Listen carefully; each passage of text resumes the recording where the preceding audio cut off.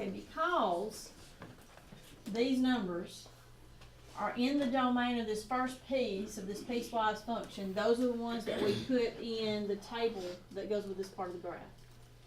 Now this table, the numbers again are including 2, but not really including 2. I'm going to go from 2 to 4, but still it's not or equal to 2, so there's still actually literally going to be a hole in this graph. Okay. And then the next piece of the graph goes from 4 to 6. And so its little table is down here.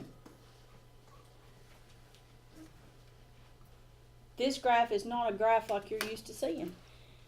It's not a domain for one function that's all goes to infinity and is all over the graph and maybe even surrounding the origin. You know, all those parent graphs are all around the origin.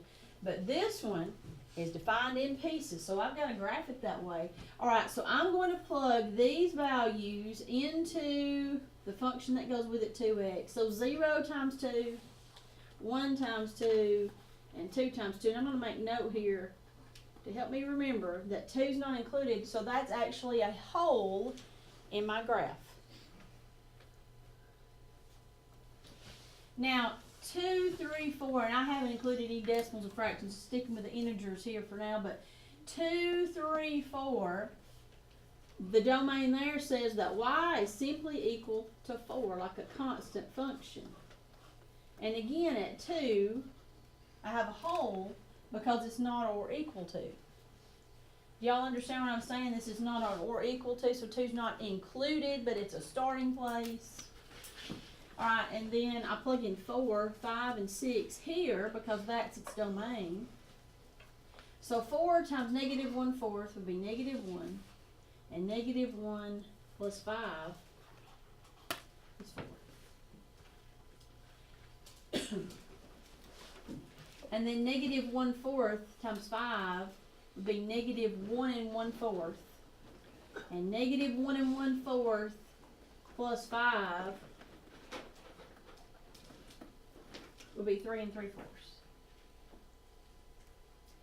And then negative 1/4 times 6 would be negative 6/4, which is negative 1 1/2, and negative 1 1/2 plus 5 would be 3 1/2. Everybody agree with my math so far?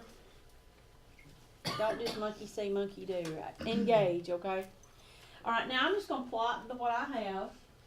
So I've got a point at 0, 0, 1, 2, and at 2, 4, I have a hole. And I'm going to use the straight edge. I'll stick with the same color so nobody gets confused there. Use my straight edge and just connect them, and that's the first piece of the piecewise function.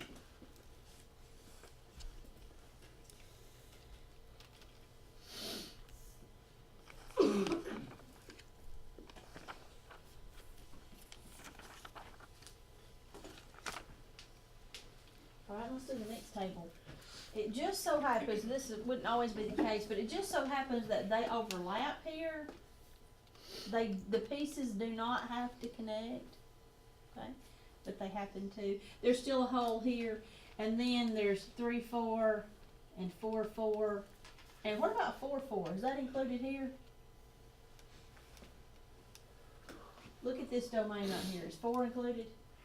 So really that's also a hole. And we'll use our straight edge.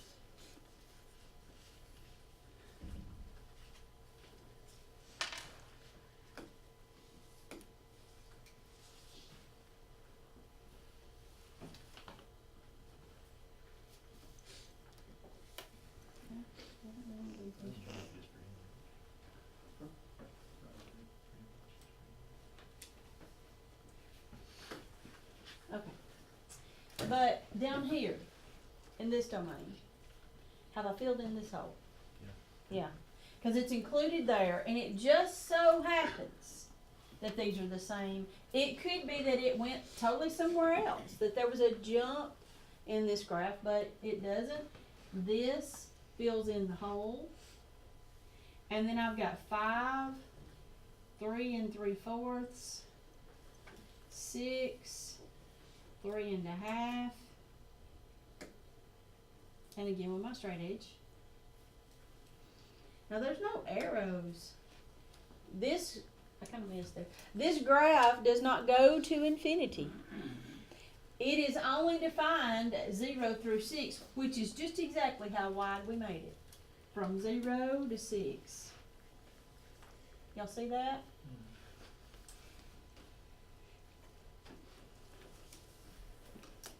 Does anybody have a good question about, you've never probably seen that before. So how do you tell if it's a hole? Because there's not an or equal to right there to include. See these or equal to's? I fill them in. Just like with a regular inequality. You know how, let's think back to Algebra 1. If I was going to graph that on the number line, I remember I'd go over to 2, and I'd draw a hole, and then I'd color it was greater than. It's the same idea here.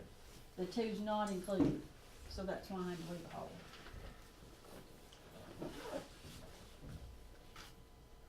Does that make sense? Caleb, you good? You sure? Is that better? Anybody totally lost, confused? You just copied down everything I just did and you have no idea what we're doing today? Okay, I just Abby. have a question. Okay. Like on the middle one, 4 wasn't included, so there was like an open circle. Mm-hmm. So do you always fill it in if there's like one after it? Yeah, if this, where'd it go? This one. When this one happened to fill it in, yeah. But it, like I said before, it may have a hole here, then it may jump up here to like 4, 8 and color it in. It does not have to fill in, but sometimes it does. Okay, question? How did you do the actual graph? Huh? The actual graph? Alright, obviously I just use integers here. I could have done 1.5, 1.75. I could have done fractions and decimals in between there. This is saying that all the numbers between 0 and 2. So that's why I drew the line to connect all those numbers between 0 and 2 in this first part of the graph. And then the next part of the graph was from 2 to 4, connected them. And then the next part of the graph was from 4 to 6, and I connected them. Alright, the first one we've done. Pretty good? Okay, let's keep going. Alright, let's look at this one. This only has 2 pieces. So I need 2 tables.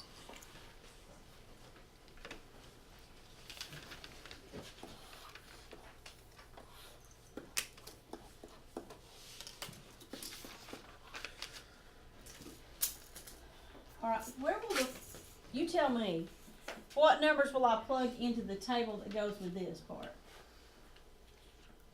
What numbers will I put in this table? 0 to 5. Will 5 be colored in? No. How do you know it's going to be a hole? They got it equal. Because it doesn't have an equal sign right there. Alright, so he's right. Yeah. Okay, and in my next table, see my domain is from between, sandwiched between, X is sandwiched between 5 and 10. Is 5 included? Yes. Is 10 included? Yes. There's no holes in this part. But it's 5, 6, 7, 8, 9, 10. Would you fill out the table? Would you plug 0 through 5 into negative 2x plus 3 and 5 to 10 into negative 3x plus 8? That's what you come up with on your tables.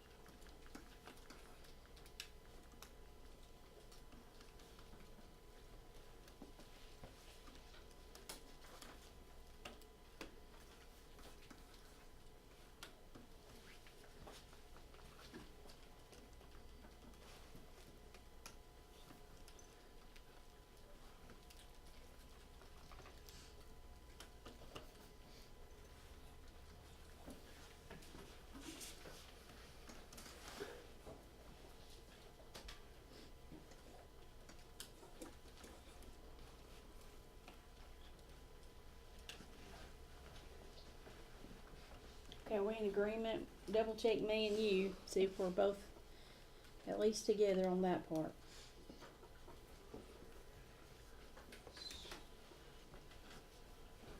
Nobody's complaining, so let's start. Let's go to 0, 3, 1, 1, 2, negative 1, 3, negative 3, 4, negative 5, and at 5, negative 7, I have a hole on the first piece.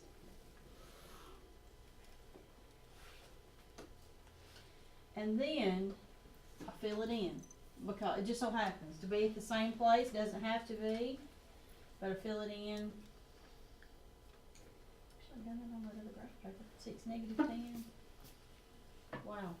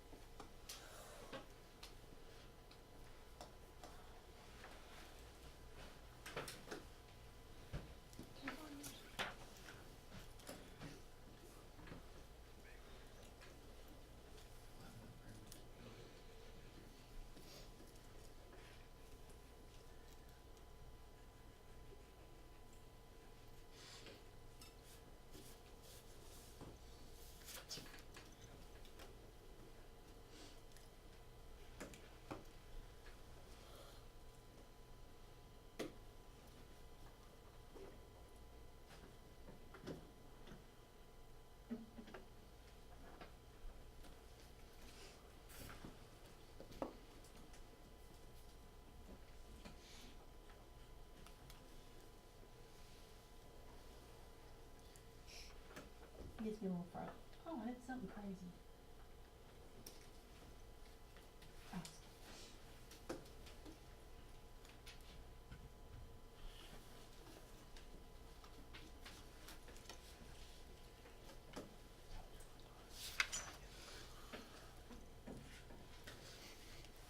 I'm sorry, mine doesn't go to negative 22, but if it did, it would stop. Okay, so there would not be any arrows drawn on this because it's only between what, 0 and 22. 5. on the x-axis between 0 and 10, on the y-axis between 3 and negative 22. So that's a good point. What's the domain? Between 0 and 10. What's the range? 22. 3 and 22. Can you Okay. explain how you know like when to put a hole? Cause I still don't get that. Sure. When to leave it open. Guess I better rewrite my function.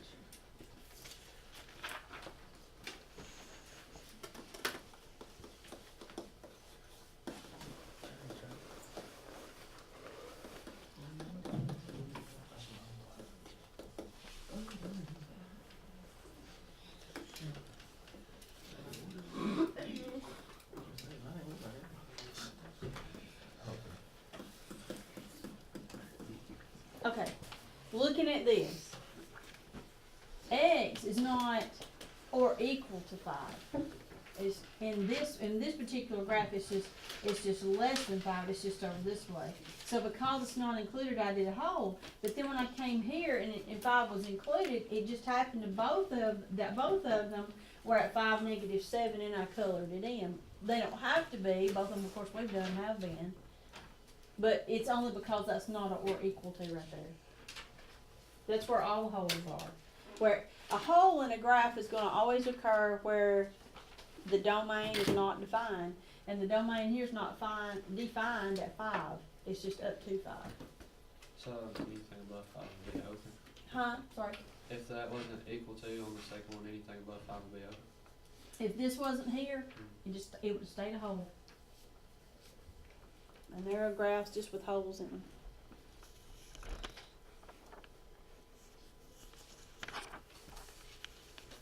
Look on page 129.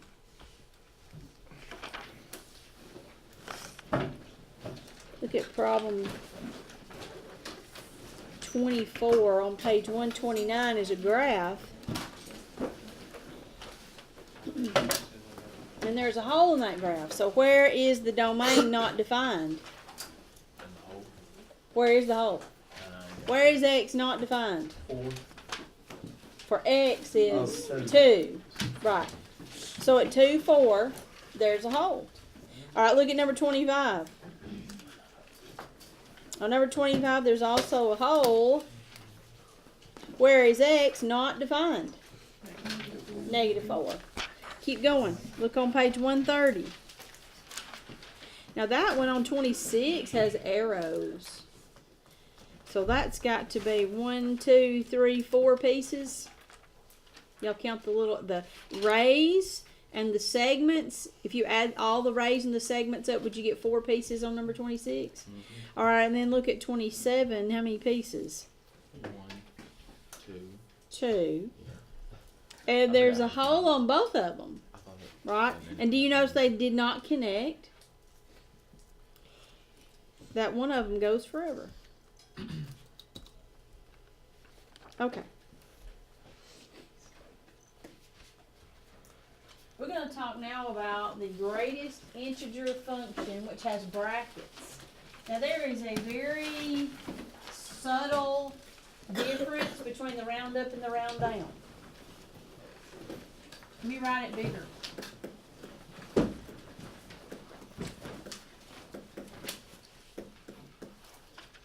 What is the very subtle difference? There's not a bottom on here, is there? So it means round up. And the regular bracket means round down. Now there's a key word in greatest integer function. That means every answer is an integer. So Trevor, if I said, give me an integer, you would say, give me any integer, you would say 4, okay? A number you would not give me would be, Noah, what's a number that's not an integer? You want to phone a friend? Jacob. -1/4. Yes, a fraction or a decimal. Okay? No fractions, no decimals. You guys remember we talked about closures and we got to the integers. We kept all the fractions and decimals out of the gym. Remember that? That was terrible. That was mean, wasn't it? I don't know. Alright, so That's chaos. integers are numbers that are not fractions and not decimals. They're the whole numbers and their opposites is what you learned in the 7th and 8th grade. I don't remember. Okay. So if I gave the simplest problem possible, and I said, what is the greatest integer that's not greater than 2? Well, 2 itself is an integer, so the answer is 2. Now 1.3 is between, on the number line, is between 1 and 2. Agreed? Okay. This has nothing to do with 0.5 and greater, okay?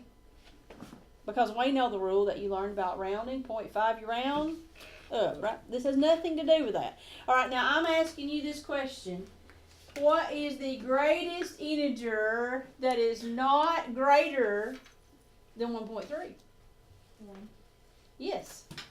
Because 2 would be bigger, right? All right, now even if this had been 1.99, the greatest integer not greater than that would still have been 1. Agreed? Okay, now let's go negative. The greatest integer not greater than -3 is -3. It's an integer. But if I did -2.5, let's think about this. Now, negative is different from positive, right? Actually, the bigger the number gets, negative actually, the smaller. You think about owing money. The more money I owe, that's bad, isn't it? Okay, I don't want to be in debt. And so, -2.5 just happens to be halfway between -2 and -3. So, what is the greatest integer that's not greater? -3. -2 is bigger. Alright, now it wouldn't have mattered if I'd have done this, would it? I don't know.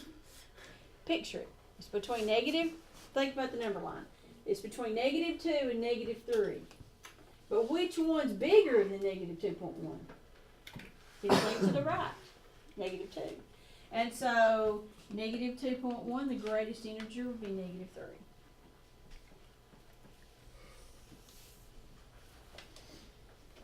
It's a different way of thinking about rounding, huh? Yeah.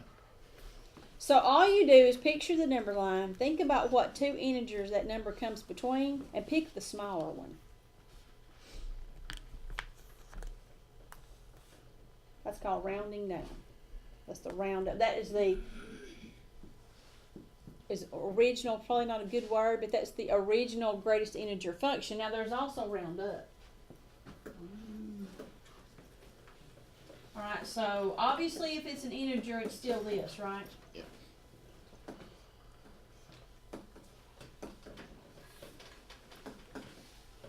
Alright, round up. -2. Yeah. Does that little thing on the bottom make any difference? Uh-huh. And if you're like me, it might be hard to see. Okay?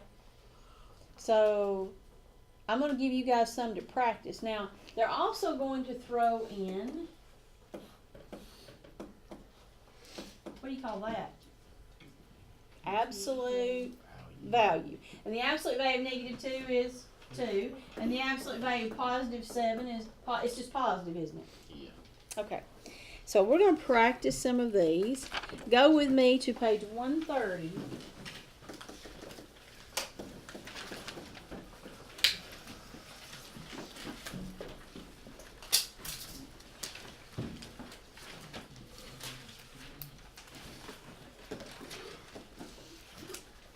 All right, we're going to count this as part of our assignment. Okay, so on a clean sheet of paper, this number, we're going to do the odds first, and then we're going to check them together, okay? So I want you to do these. You can just write the problem, give the answer real quick, and then we'll see how you did.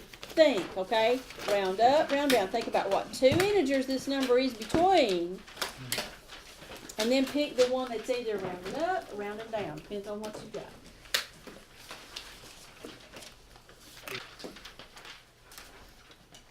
Alright, page 125, at the bottom of the page, we see two-step functions, the greatest integer function, which we've just been calling round down. You see, they introduce even another way to write round down, which I usually don't do that. But in case you see it, there it is. And then they also introduce the rounding, they show you the graph of the rounding up function, which we just talked about. What's the difference in the two?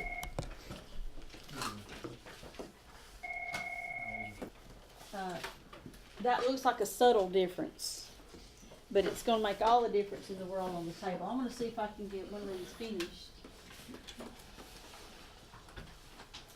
I want you to notice, the reason it's called step functions, it looks like a little staircase, doesn't it? Now, pick one of the little line segments. Just look at it real quickly. And do you see where the hole is? I'm on page 125, and it's important that you're looking there, okay?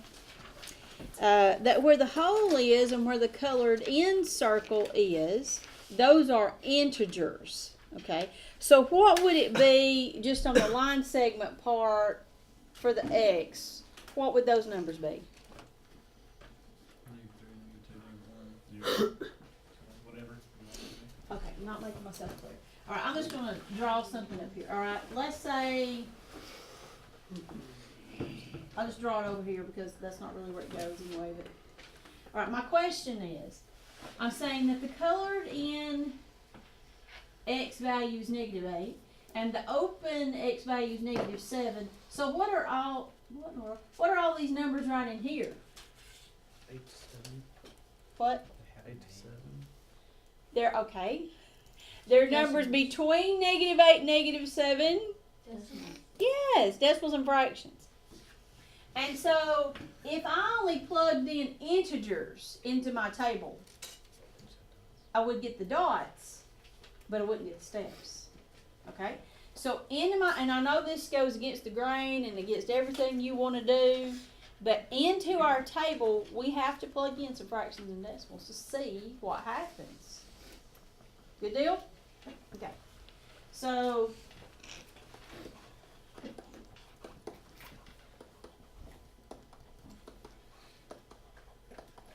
I'm gonna make them very simple.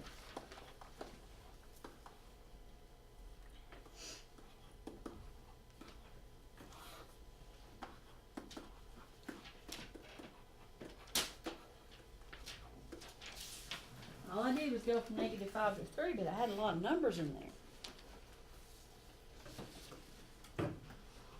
If we understand this before the bell rings, I may shout. It's going to be so awesome. Y'all be ready, all right? So, the answer to all the integers, as you know, they're their own answer. Agree? Because the greatest integer not greater than an integer is itself. It's an integer. Okay. So -4.5 on the number line is between -4 and -5. If I'm rounding down, what is the greatest integer not greater than -4.5? Yes. Make this table. Don't sit there with your eyes closed and your legs out. Make a table. Alright. -3.5 is between -3 and -4, and the greatest integer not greater than that is -3.5 is between -3 and -4. The greatest integer that's not greater than -3.5 is, say it loud, -4. Come on, guys. Wake up. Maybe I should have started on the positive end. We should start. I like class breakfast. Let's start down here at 2.5. I should start a breakfast during this time. Yeah. 2.5 is between 2 and 3. What's the greatest integer not greater than 2.5? 2. 3's bigger, right? 1.5 is between 1 and 2. Which of those is not bigger? 1. 1/2 is between 0 and 1. Which of those is not bigger? 0. -1/2 is between 0 and -1. Which one's not bigger? Yes. -1.5 is between -1 and -2. Which one's not bigger? What's going to go right here? Alright, so these 0.5s represent 0.1, 0.2, 0.3, 0.4, 0.5, 0.6, 0.7, 0.8, 0.9. Let's just say that they represent all the decimals in between those integers, okay? And I didn't even get into the hundreds, thousands, so forth. All the decimals and fractions in there. Alright, so -5 is here. And -4 is all the way up here. What happens to all this -4.1, -4.2, -4.3, -4. All the way to -4.9? Remember, they're rounded down, and then once I got to -4, it jumped up here.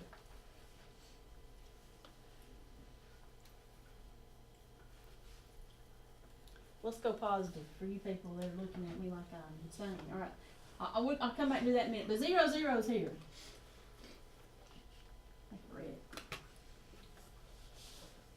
All right, so 0, 0 is here. All right, 0.5, 0.1, 0.2, 0.3, 0.4, 0.5, 0.6, 0.7, 0.8, 0.9. All of them round down to 0. But once I get to 1, it jumps up here. 1.1, 1.2, 1.3, blah, blah, blah, to 1.9 are all where? At 1. Then I get to 2, and it jumps up here. Are you seeing a pattern? That's going to continue. Because all the 2 points, 1, 2, 3, 4, 5, 6, 7, 8, 9, is up at -2, and then once you get to 3, it jumps up to here. And I'm not going to stop there. I mean, it's got this. So likewise, I had steps here. Alright, -3.1 all the way to -3.9 is down here at -4. But once I get to -3, it jumps to here. It's rounding down. Negatives are different than positives. So -2 points, whatever, they round down to -3. But once I get to -2, it's here. And that pattern just continues. And there's my steps. Did I need those fractions or decimals in my table? Yes, I do, because I've got to understand that if I hadn't put those, you'd think it was linear.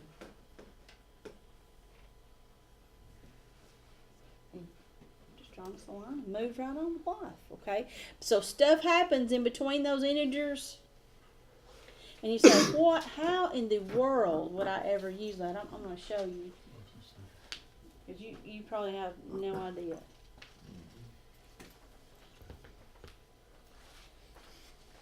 Does anybody have a question about that?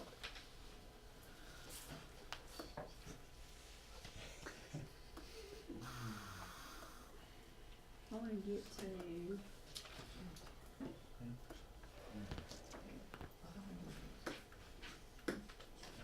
I'll give this guy the credit for this video.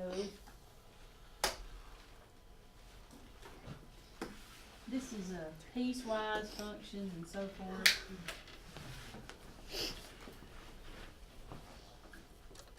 Piecewise functions, the inevitable question from a student arises. A student asks, why do we have to know this? And there's a lot of reasons. One reason is for further study of math, piecewise functions will show up. Piecewise functions end up being very useful in calculus, for example, to demonstrate certain concepts dealing with continuity of functions. So you will see these again if you continue to study math. But piecewise functions also show up in the real world. In the real world, things don't always go in a smooth, continuous fashion. Things suddenly change at certain points. And so functions that can suddenly change at certain values can be used to model these things in the real world. A couple of fairly obvious examples deal with payments. Different pay rates might apply in different situations. And one example of that is overtime pay. And this is fairly typical. An employee might be paid $5 an hour to work a standard 40-hour work week. So standard 40-hour work week, that's a standard week. You work 8 hours a day for 5 days, that's 40 hours. And you get paid some hourly rate. In this case, it's $5 per hour. But if you work overtime, if you put in overtime, it's common to get paid what they call time and a half. So instead of $5, you're paid 1.5 times that. Your regular pay rate, that's what they mean by time, how much you get paid per amount of time, and a half. So 1.5 times that. So you get paid $7.50 per hour How do you come up with for that? every hour What's over 1.5 40 times hours. So if you had a graph, if you made a graph of your pay, which would be in dollars,